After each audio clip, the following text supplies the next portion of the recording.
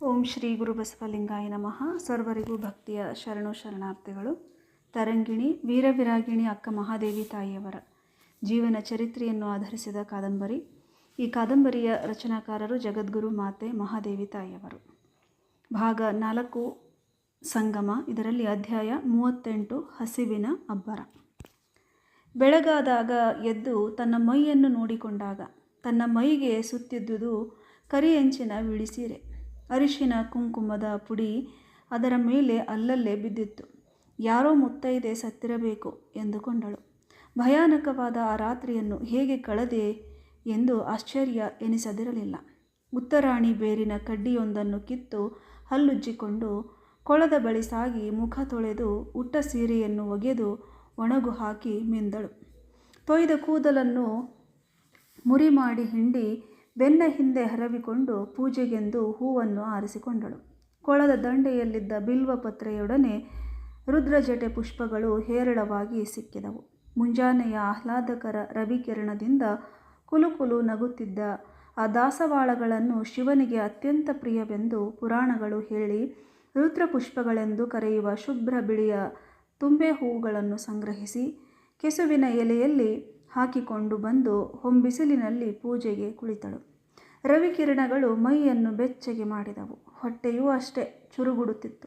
ಪೂಜೆ ಮುಗಿಸಿ ಹಸಿಯಿದ್ದ ಅವೇ ಸೀರೆಯನ್ನು ಸುತ್ತಿಕೊಂಡು ಮುಂದಿನ ಹಾದಿ ಹಿಡಿದಳು. ಹಸಿವಿಗೆ ಏನು ಮಾಡಲಿ? ಯಾರಾದರೂ ಕರೆಯಬಾರದೆ? ಮನಸ್ಸು ಬಯಸಿತು. ತಾಯಿ ಇದ್ದಾಳೆ. ಹಸಿದು ಕುಳಿತಿದ್ದರೆ ರಮಿಸಿ ಊಟ ಬಿಡುವಳು. ಅಪಹಾಸ್ಯದ ಧ್ವನಿ ಅಂತರಂಗದಲ್ಲಿ ಮಿಡಿಯಿತು. ಹಾಗಾದರೆ ಏನು ಮಾಡಲಿ? ಏನು ಮಾಡುವುದು? ಭಿಕ್ಷೆ ಬೇಡುವುದು ಒಂದೇ ಮಾರ್ಗ. ಬಹಳ ಎದೆಗಾರಿಕೆ ಬಿಂಕದಿಂದ ನೀನೇ ಹೇಳಲಿಲ್ಲವೇ ಹಸಿವಾದರೆ ಭಿಕ್ಷಾನ್ನಗಳುಂಟು ಎಂದು? ಹೇಳಿದಷ್ಟು ಸುಲಭವಲ್ಲ ತತ್ವದ ಆಚರಣೆ. ನಾನಂತೂ ಭಿಕ್ಷೆ ಬೇಡುವುದಿಲ್ಲ, ಸತ್ತರೂ ಚಿಂತೆಯಿಲ್ಲ, ಮಹಾದೇವಿ ನಿರ್ಧರಿಸಿದಳು. ನೋಡಿದೆಯಾ ನಿನ್ನ ಅಹಂಕಾರ? ವಿರಕ್ತಳಂತೆ. ಭಿಕ್ಷೆ ಬೇಡಿದರೆ ಗೌರವ ಹೋದೀತು ಎಂಬ ಅಭಿಮಾನ ಕಾಡುತ್ತಿದೆ. ವಿವೇಕವು ಚುಚ್ಚಿ ನುಡಿಯಿತು. ಹಾಗೇನಿಲ್ಲ. ಶರಣ ಧರ್ಮದ ಪ್ರಕಾರ ಭಿಕ್ಷೆಯನ್ನು ಬೇಡುವುದು ಸಲ್ಲದು. ನಿಜ, ಬೇಡುವುದು ಕಾಯಕವಾಗಬಾರದು. ಆದರೆ ತನ್ನ ವ್ಯಕ್ತಿತ್ವ ಪರಿಪೂರ್ಣತೆಗಾಗಿ ಬೇಡಲೇಬೇಕು. ಮಾನಾಪಮಾನಕ್ಕೆ ಸ್ತುತಿ ನಿಂದೆಗಳಿಗೆ ಈಡಾಗದ ಸಮಚಿತ್ತತೆ ಗಳಿಸಿಕೊಳ್ಳಬೇಕು. ಬೇಡಬಾರದು ಎಂಬಲ್ಲಿ ಸೂಕ್ಷ್ಮ ಅಹಂಕಾರವಲ್ಲದೆ ಮತ್ತೇನೂ ಅಲ್ಲ. ವಿವೇಕ ದನಿ ತೆಗೆದು ನುಡಿಯಿತು. ನೋಡಿದೆಯಾ ನಿನ್ನ ಹೀನಾವಸ್ಥೆ? ಕುಲೀನ ಮನಿತನದ ಹೆಣ್ಣಾಗಿ ಇಂದು ಬೇಡುವ ಅವಸ್ಥೆ ಬಂದಿತು. ಇದು ನಿನ್ನ ಮೂರ್ಖತನದ ಪ್ರತಿಫಲ. ಆದರ್ಶದ ಹುಚ್ಚು ಕುದುರೆಯ ಬೆನ್ನು ಹತ್ತಿ ಬಂದೆ. ಇಂತಹ ಸಮಸ್ಯೆಯ ದಟ್ಟಾರಣ್ಯದಲ್ಲಿ ಅದು ಕೆಡಹಿದೆ. ಈಗಲಾದರೂ ಬುದ್ಧಿಗಲಿತು ಉಡುತಡಿಗೆ ನಡೆ. ಕೌಶಿಕನು ಕ್ರೂರಿಯಲ್ಲ, ಮರಳಿ ಹೋದರೆ ಸಂತೋಷಿಸುವನು. ಥೂ ಹೀನ ಮನವೇ, ಸುಡು ನಿನ್ನ ಕೋಡಗತನವನು. ಮಹಾದೇವಿ ರೋಷಗೊಂಡಳು. ಹೋಗಲಿ, ಬೇಡವಾದರೆ ತಾಯಿ ತಂದೆಯರ ಬಳಿಗೆ ಹೋಗು. ಬೆಚ್ಚನೆಯ ಮನೆ, ಪ್ರೇಮದ ತಾಯಿ ತಂದೆಯರು, ನೆಮ್ಮದಿಯ ಜೀವನ. ಎಲೆ ಹೀನ ಮನವೇ, ಸಾಕು ಮಾಡು ನಿನ್ನ ಅನಿಷ್ಟ ಸಲಹೆಯನ್ನು. ಮಹಾದೇವಿ ತನ್ನ ಮನಸ್ಸನ್ನು ಗಟ್ಟಿ ಮಾಡಿಕೊಂಡು ಮುಂದಿನ ಊರಲ್ಲಿ ಭಿಕ್ಷೆ ಬೇಡುವ ನಿರ್ಧಾರ ಮಾಡಿ ನಡೆದಳು.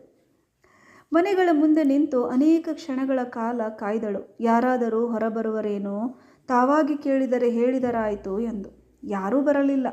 ಒಂದೆರಡು ಮನೆಗಳ ಮುಂದೆ ನಿಂತರೂ ಯಾರೂ ಹೊರಬರದೆ ತಮ್ಮ ತಮ್ಮ ಕೆಲಸಗಳಲ್ಲಿದ್ದರು. ಅಬ್ಬಾ ಅಭಿಮಾನವೇ, ಬಾಯಿ ಬಿಟ್ಟು ಕೇಳಲೂ ಸಂಕೋಚ.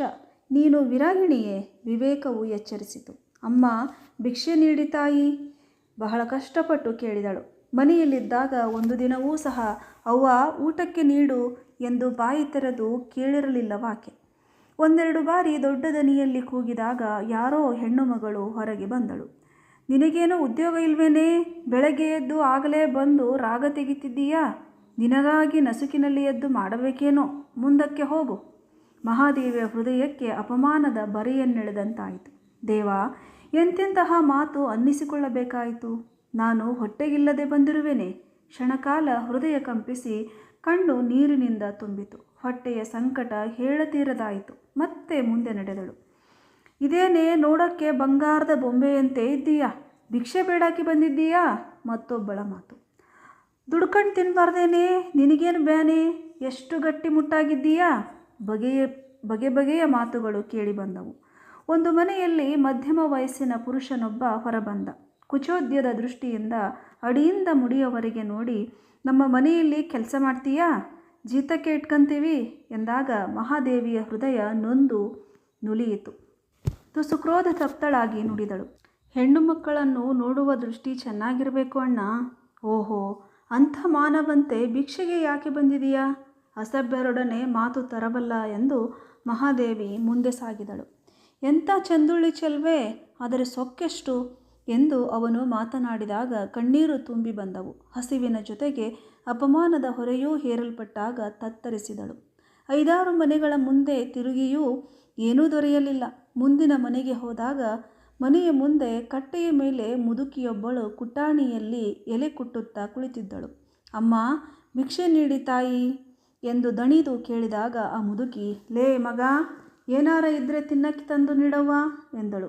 ತರುಣಿಯೊಬ್ಬಳು ಬಂದು ಬಗ್ಗಿ ನೋಡಿ, ಸುಮ್ಮನೆ ಕುಂತ್ಕೊ ಮುದುಕಿ, ಕಟ್ಟೆ ಮೇಲೆ ಕುಂತು ಯಾಕೆ ಒದರ್ತೀಯ? ಇಂಥವ್ರಿಗೆ ಎಷ್ಟಂತ ಹಾಕೋಣ ಎಂದಳು. ಹಾಗೆ ಅನ್ಬೇಡ ಮಗ, ಶಿವ ಕೊಟ್ಟಿದ್ದು ಶಿವಂಗೆ ಕೊಟ್ಟರೆ ಕಮ್ಮಿ ಆಗಲ್ಲ. ಶಕ್ತಿ ಇದ್ದಾಗ ದಾನ ಮಾಡಬೇಕು. ಗೊಣಗುತ್ತಾ ಆ ತರುಣಿ ಒಳಗೆ ಹೋದಳು. ತಂಗಳು ಅನ್ನ ಸಾರನ್ನು ತಳಿಗೆಯಲ್ಲಿ ಹಾಕಿಕೊಂಡು ಬಂದು ಮೆಟ್ಟಿಲ ಮೇಲೆ ನಿಂತು ತಗೋ ಎಂದಳು. ಯಾತ್ರಾಗ ಹಾಕಿಸ್ಕಂತೀ? ಹೌದು, ಮಹಾದೇವಿ ಆಲೋಚನೆ ಮಾಡೇ ಇರಲಿಲ್ಲ. ಕೈಯಲ್ಲಿ ಏನೂ ತಂದಿರಲಿಲ್ಲ. ಏನೂ ಕೈಲಿಲ್ಲ, ನೀವೇ ಏತರಲ್ಲಾದರೂ ಹಾಕಿಕೊಡ್ರಿ ತಾಯಿ, ಮಹಾದೇವಿ ವಿನಂತಿಸಿದಳು. ಕಟ್ಟೆಯ ಮೇಲೆ ತಳಿಗೆಯನ್ನಿಟ್ಟು ಆಕೆ ಒಳಗೆ ಹೋಗಿ ಮುತ್ತುಗದ ಎಲೆಯನ್ನು ತಂದು ಅದರಲ್ಲಿ ಹಾಕಿದಳು. ಮಹಾದೇವಿ ಅದನ್ನು ನೋಡಿ ಎಷ್ಟೋ ಸಮಾಧಾನಪಟ್ಟಳು. ಈ ಅನ್ನವು ನನ್ನ ಹಸಿವನ್ನು ಎಷ್ಟೋ ತಣಿಸುವುದು. ಅನ್ನಕ್ಕೆ ಇಷ್ಟು ಬೆಲೆಯುಂಟೆ? ಅದರ ಅರ್ಥವೇ ನನಗೆ ಆಗಿರಲಿಲ್ಲ. ಮಹಾದೇವಿ ಆಲೋಚಿಸುತ್ತಾ ನಿಂತಿದ್ದಳು.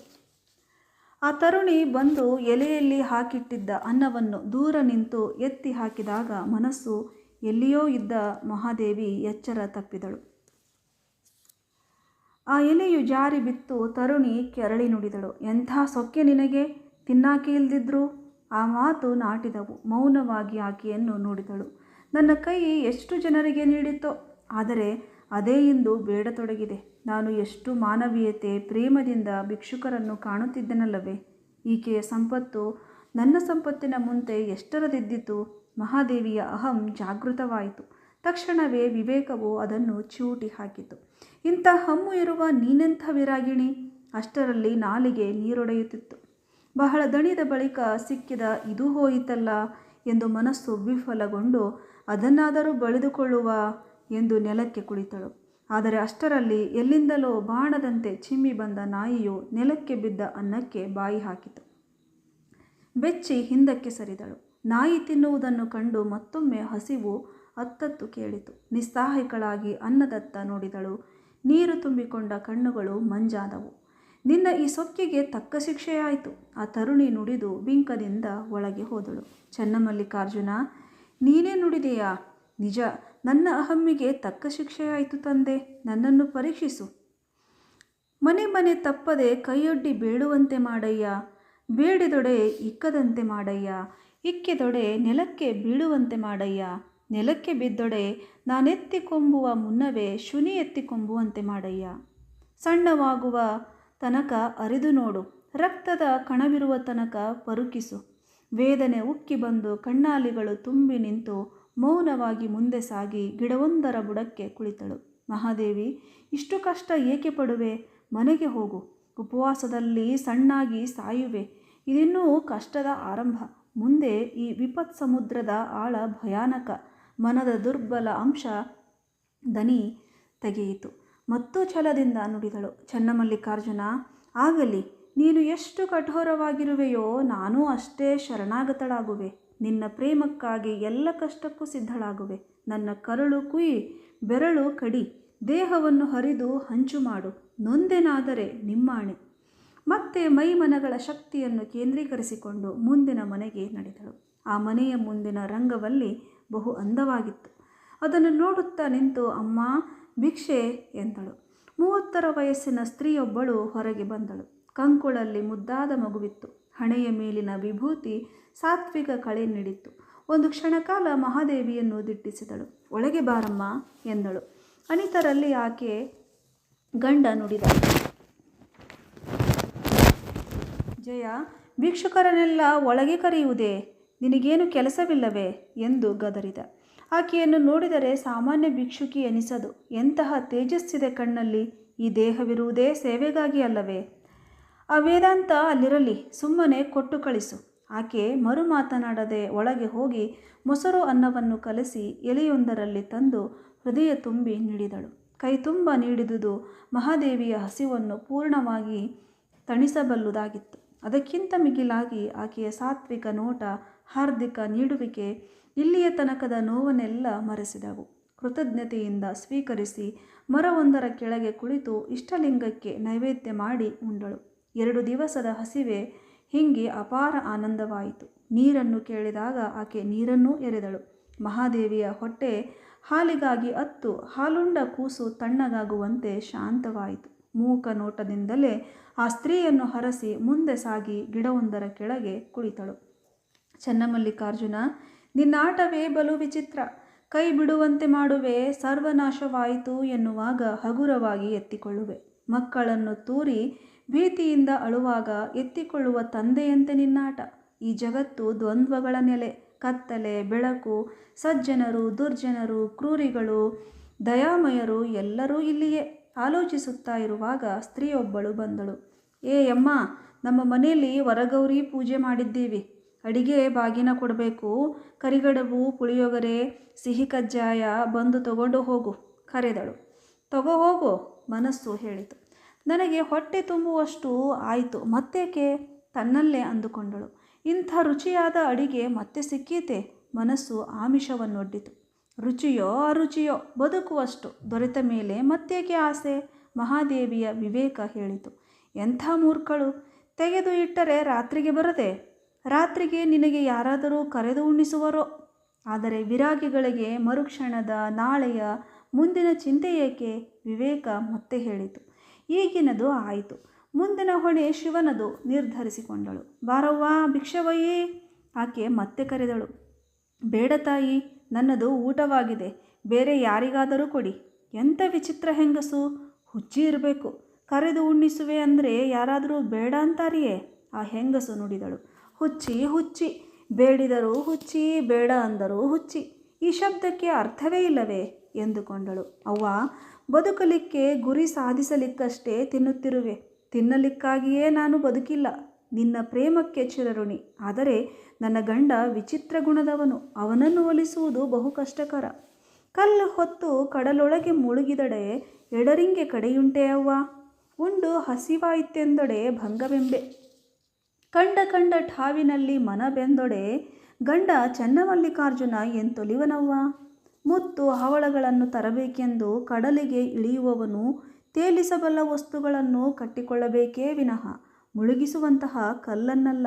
ಹಾಗೆಯೇ ದಿವ್ಯಾನುಭವದ ವಾರಿಧಿಯಲ್ಲಿ ಮುಳುಗಿ ಆತ್ಮ ಮೌಕ್ತಿಕವನ್ನು ತರಬೇಕೆಂಬ ತಾನು ತತ್ಸಾಧನೆಗೆ ಸಹಾಯಕವಾಗುವ ಸಂಯಮ, ಇಂದ್ರಿಯ ನಿಗ್ರಹತ್ವಗಳನ್ನು ಇರಿಸಿಕೊಳ್ಳಬೇಕು. ಅದು ಬಿಟ್ಟು ಇಂದ್ರಿಯ ದೌರ್ಬಲ್ಯ, ಜಿಹ್ವಾ ಚಾಪಲ್ಯದ ಕಲ್ಲುಗಳನ್ನು ಕಟ್ಟಿಕೊಂಡು ಪಾರಮಾರ್ಥ ವಾರಿಧಿಯೊಳಗೆ ಧುಮುಕಿದರೆ ಏನಾದೀತವ್ವ? ಅವಶ್ಯಕತೆ ಇದ್ದವರಿಗೆ ಕೊಡು ತಾಯಿ. ಉಂಡವರಿಗೆ ಉಣ್ಣಿಸುವುದು ದಯೆಯಲ್ಲ, ಹಸಿದವನಿಗೆ ಉಣ್ಣಿಸು. ಆ ಸ್ತ್ರೀ ಮರಳಿ ಹೋದಳು. ನಾಲಿಗೆ ರುಚಿ ಮನದ ಆಮಿಷವನ್ನು ಗೆದ್ದಾಗ ಮಹಾದೇವಿಗೆ ಅಪೂರ್ವ ಸಂತೃಪ್ತಿ ಎನಿಸಿತು. ಆ ತಾಣದಿಂದ ಮೇಲಕ್ಕೆದ್ದು ಮುಂದಿನ ಹಾದಿ ತುಳಿದಳು. ಅನ್ನದಲ್ಲಿ ಎಂತಹ ಶಕ್ತಿಯಲ್ಲವೇ?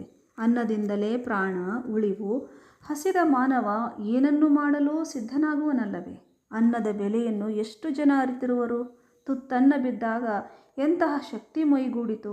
ಅಂತೆಯೇ ಜೇಡ್ರ ದಾಸಿಮಯ್ಯನವರು ಹೇಳುವುದು, ಹಸಿವೆಂಬ ಹೆಬ್ಬಾವು ಬಸಿರ ಬಂದು ಹಿಡಿದಡೆ ವಿಷವೇರೆತ್ತಯ್ಯ ಆ ಪಾದಮಸ್ತಕಕ್ಕೆ. ಹಸಿವಿಗನ್ನವನಿಕ್ಕಿ ವಿಷವನ್ನಿಳುಹಬಲ್ಲಡೆ ವಸುದೆಯೊಳಗಾತನೇ ಗಾರುಡಿಗ ಕಾಣ ರಾಮನಾಥ. ವಚನವನ್ನು ಮನನ ಮಾಡಿಕೊಳ್ಳುತ್ತಾ ಮುಂದೆ ನಡೆದಳು. ಕೇಳಿದಿರಲ್ಲ ಸ್ನೇಹಿತರೆ, ಇದಾಗಿತ್ತು 38ನೇ ಅಧ್ಯಾಯ. ಇಲ್ಲಿಗೆ ಮುಕ್ತಾಯವಾಗುತ್ತೆ. ಇನ್ನು ಮುಂದಿನ ಅಧ್ಯಾಯವನ್ನು ನಾಳಿನ ದಿನ ನೋಡೋಣ ಅಂತ ತಿಳ್ಕೊಂಡು ಹೇಳ್ತಾ ಎಲ್ಲರಿಗೂ ಶರಣು ಶರಣಾರ್ಥಿ.